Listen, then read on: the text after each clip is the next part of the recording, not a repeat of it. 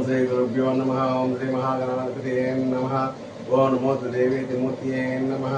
वंदे भारते उदयस्वदाता विधाता वंदे लक्ष्मीकांता गणसत्या विशेष वंदे पार्वती वल्लभ परमेश विनाश इति शक्ति रक्ति मुक्ति निवेदन 4-3-2026 బుధవారం రాశి చక్రము గ్రహస్థితులు గోచార ఫలితములు.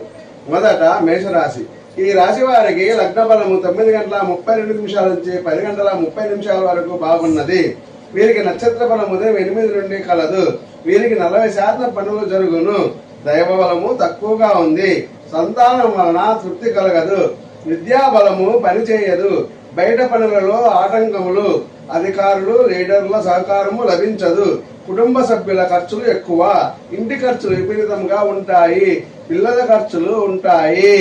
తదుపరి వృషభ రాశి.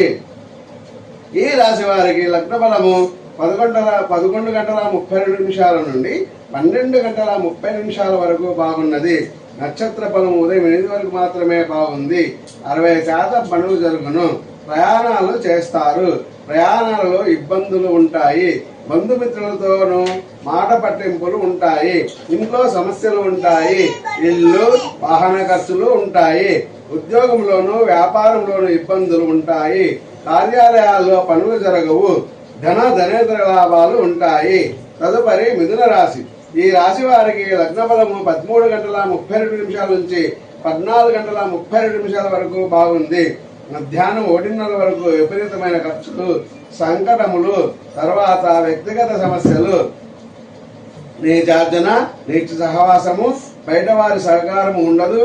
ఉన్నా తక్కువగా ఉంటుంది. పూర్వజన్మ పుణ్య ఫలం తగ్గుతున్నది. నీచముగా ధనము ఆర్జిస్తారు.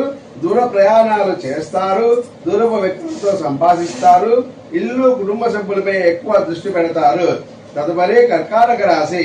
కుటుంబ సంతోషము ఉండదు. వీరికి లగ్న బలము 15:32 నుండి 16:30 వరకు బాగుంది. వీరికి నక్షత్ర బలము 50% మాత్రమే ఉంది.